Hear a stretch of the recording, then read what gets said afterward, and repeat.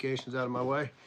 Had a little fun, just getting ready to go live, and my camera stand fell over. Yay. How's everybody this week? Oh, it's been a long week. So, tonight we're going to talk about my trip down to Texas, TSP25, concrete shop build, all that kind of progress. Give people a minute here to jump on.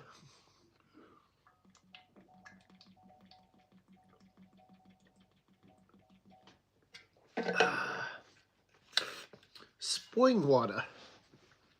Water from my spring. Actually, at the workshop that I just attended, Nicole shared a story. What's going on? Hey, man. Nicole shared a story about some people who had a spring and I guess got the water tested, started bottling it. Greetings. Hey, Mr. Siegler. Started bottling some water from their spring, and it got me thinking, maybe I should bottle my spring water, sell my own water. It's crazy what people pay for water. Water's going to be the next, valuable resource. The government wants to take it away from people. How big of a shop are you building? I am building a 30 by 60.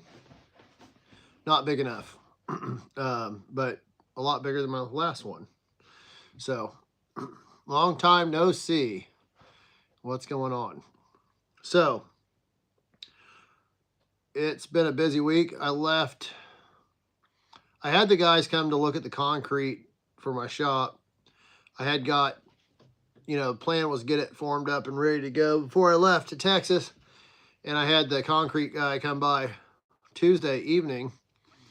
And actually, he texted me. He's like, can I come by tomorrow? And I was like, no, because I'm actually leaving for Texas. And I was going to leave tonight, but I was waiting for you to show up. And then he looked at it, and I figured he was going to tell me, it was going to be a week or two before he could get to it. He's like, I can do it Friday. And I was like, well, I do want to get it done. But I kind of want to be there for it. So anyways, I told him to go ahead with it. So then I had to rush to make sure everything was ready. All the rebar was tied. We had to lower some of the rebar because it was going to put the heating tubing up too high for when they saw cut it. So worked late Tuesday night. Took off Wednesday morning, I think. And then that was a whole fiasco. I got my vehicle loaded up. Got on the road, had car troubles.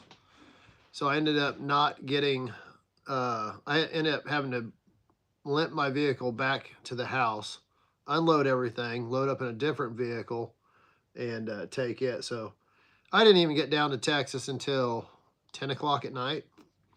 And I was planning on being there like 2 o'clock in the afternoon. So we have plans and they change. So that's how it goes. So anyways, got down to Texas, had a good workshop. Jack Spirko has the Survival Podcast. Fix this camera here. Did you put down the vapor barrier? Uh-oh, you're losing it. Uh-oh. Is it coming unstuck? The sticker, yeah. Oh, there we go. That's why. I'm using double stick tape on my thing because this stuff typically is really good, but however, it's not so great tonight. Yes, I put down a vapor barrier. I insulated the slab because I put in tubing to do radiant heat. I'm not 100% sure if I'm going to use it, but that's the plan. Just put some weight on there. Or that'll work too. You're moving me all around. Just for a minute. So yeah, I got a vapor barrier down, got insulation down, and after listening to a talk at the the workshop, I was thinking, man, I wish I would put down some thicker milled underlayment, because he was talking about building, 500 year houses and stuff. So poured a 6-inch slab, little overkill, but I like overkill. And yeah, so then workshop was great. I gave a talk. You can find it over on, I think it's on Jack Spirko's YouTube channel, or the Survival Podcast, or Nicole Sauce, Living Free in Tennessee. It's over there somewhere, maybe both. So there's lots of great presentations. Alan, his last name's slipping my mind.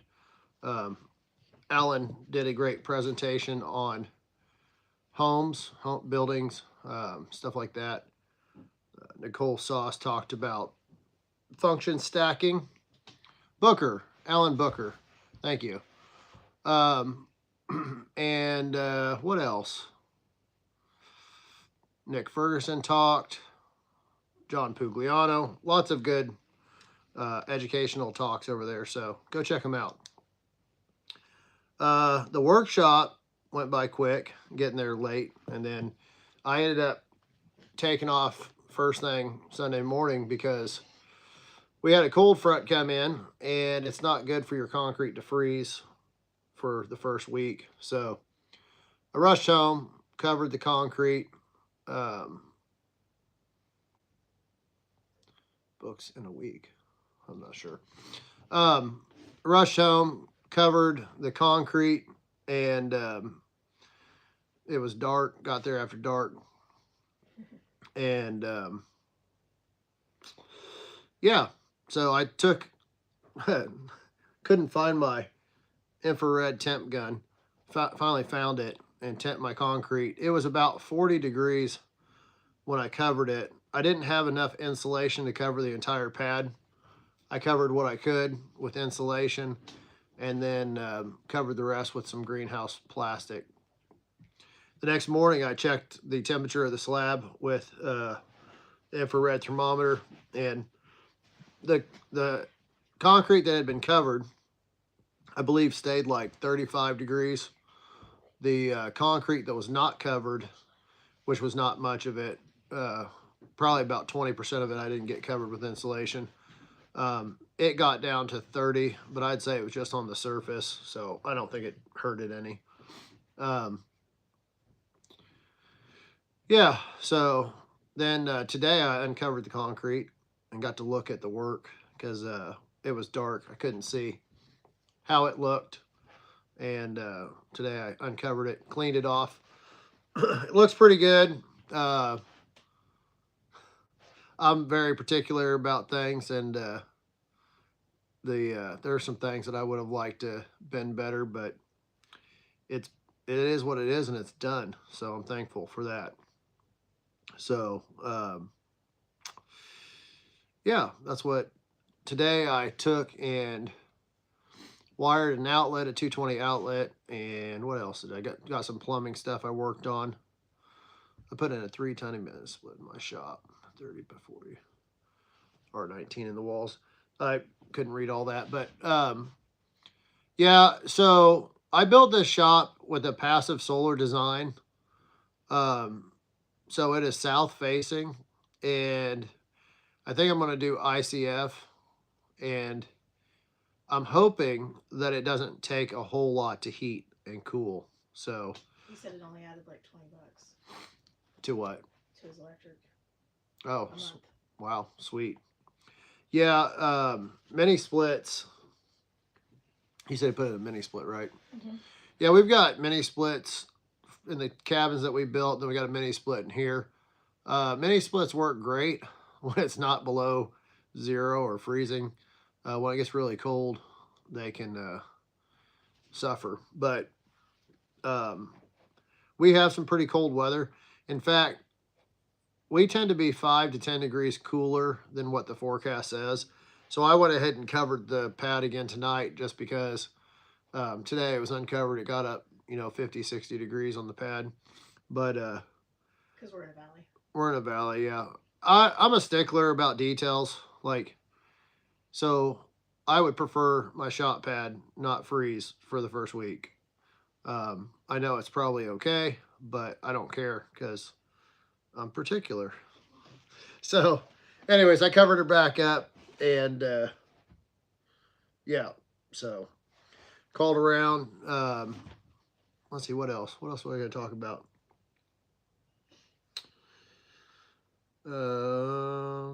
Workshop. I said I was going to talk about the concrete pad. What else did I tell you, babe? I don't know. Anybody got any questions? I put in a clean out drain, but I didn't put the top on. Whatever. So I actually have a 4-inch clean out drain. So I'm going to slide this down in there, and this is a 3-inch. I'm going to get creative. So I started shaving all these ribs off the top. I'm probably going to end up cutting this in half and then gluing this down. I want this to sit flush with the floor. I don't want to sticking up. So anyways, this is I started whittling away on this earlier today, but I need to sharpen my knife because it's been worse for the wear. Yeah, so that's how my week was. Had a good time in Texas. I've been doing that workshop pretty much since it started. I don't know. It's probably been... They've been doing it 13 years. 13 years. So I've probably been doing it 12 years. I don't think I was at the first one, but it's been a good workshop. I enjoy it. I will also be going to Living Free in Tennessee's workshop this spring, or spring workshop. So those between Living Free in Tennessee and Jack's workshop, those are the main workshops that I do every year. Yeah. Is there any other questions? I've got some knives I need to get working on. Got my stakeholder knives that I've started. I need to get going. But the goal was to get my shop dried in, move stuff over there, and start doing it once I get over there. So it'll be interesting to see how long it takes to get the shop up. I'm planning on doing an ICF block, and then I haven't decided if I'm going to put wood trusses on and put a wood roof, not wood roof, but metal roof, or if I'm going to go with steel roof, or steel framed roof. So I'd like to go with the steel. It's just going to depend on like how much more it's going to cost. I already have some steel members I bought just to have on hand, and then I don't have enough. I have enough for probably maybe a third of the roof. So we'll see. I was getting some measurements on some steel today and going to get some estimates on material to do it all out of steel. So we'll see. Other than that, that's how my week has been. I need to get my block, and then hopefully start laying some ICF block by the end of the week is the plan. So that's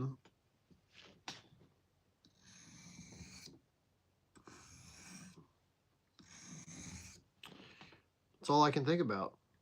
Is there any questions? Anybody have some are you laying block yourself? Yes. Are you doing spray foam?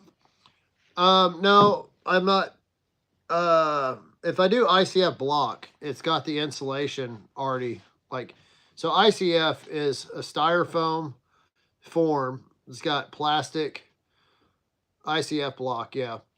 So I think it's like 2-inch foam or 1.5 on either side, and then it's got plastic that holds it together, and it interlocks with each other, and then you fill it full of concrete. It's got probably going to do an 8-inch thick wall. So What about the ceiling? What will you insulate the that? ceiling, I'll probably just put in some fiberglass or some other type of insulation. I have hesitation on doing spray foam for multiple reasons.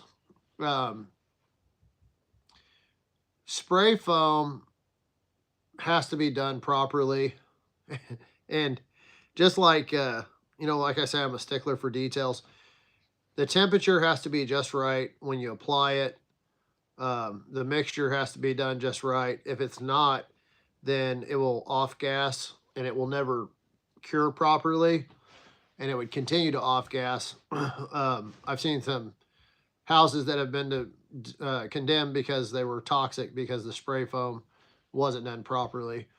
Also, it adheres to the structure, which would make, if you ever had to work on things, it makes it a mess. So I talked to a guy who does demolition work, and they go in and they demo a lot of buildings, and if the building's been spray foamed, they won't touch it. Because part of it is they salvage stuff from the buildings. The other part of it is just, like you can't salvage the steel, you can't salvage the wood because it's just stuck. So it just makes everything a mess. So that's why in here I put in, you can buy 2-inch rigid foam board. If I was going to go for foam insulation,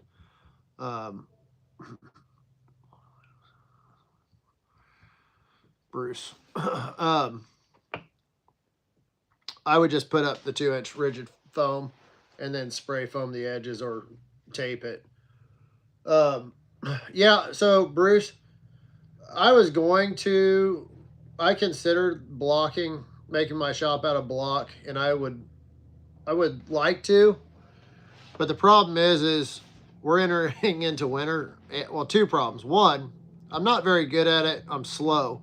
So I figured if I got 100 to 200 blocks a day, I'd be doing good.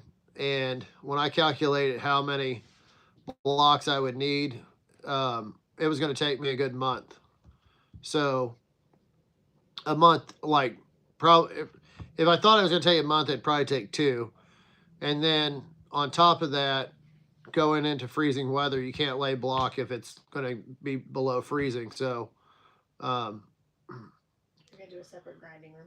yeah, right now everything's going to be pretty open. I'll have some sort of grinding room eventually. I might throw something up right away. I don't know. But yeah, the idea would be to have a dirty grinding room, have a clean room, and I'm probably going to try to keep things mobile.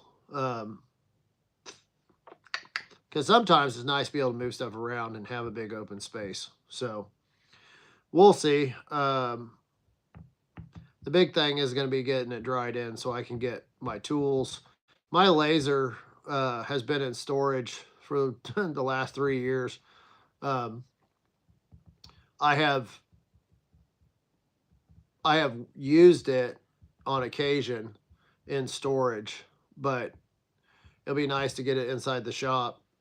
Like I just had my son drain the laser tube because it's got water in it, and if it freezes, yes, everything on casters. If it freezes, it'll break the tube, and then you might as well just buy a new laser. And now with the tariffs, the laser I have would be probably at least 50%, if not twice as much as what I paid for it. So I'm hoping that I don't break my tube. So yeah, I just ordered some more steel for some Genesis, and that got hit with a 50% tariff. So my cost on the steel has gone up by 50%. It's probably gone up more than that. I need to look at the last invoice because, yeah, no bueno. And my wife said something about, you know, raising the price. Right now, I'm going to probably keep the price where it's at, but eventually, if prices keep going up, we'll have to raise prices on stuff. So, makes me, unfortunately, we can't get that steel here in America, so it's getting hit with a tariff. So, anyways, that's kind of the MT knife update for this week. I feel like there was something else I was going to talk about. I don't remember what, but I'm going to try to get, I hope by the end of this month that I'll have walls poured, but I'm not sure how that's going to go. So I'll keep you posted. Will definitely be, it'll be fun because the ICF should go up rather fast. That's just 2.5 weeks left of the month. Is that it? 2.5 weeks. Well, is that counting this week? That's not counting this week. You're caught. That's the half, right?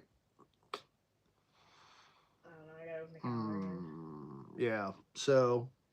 It's well, 2 weeks and 5 days. Well, I still hope to do it. I'm hoping that I get the block. Well, they said probably the middle of next week.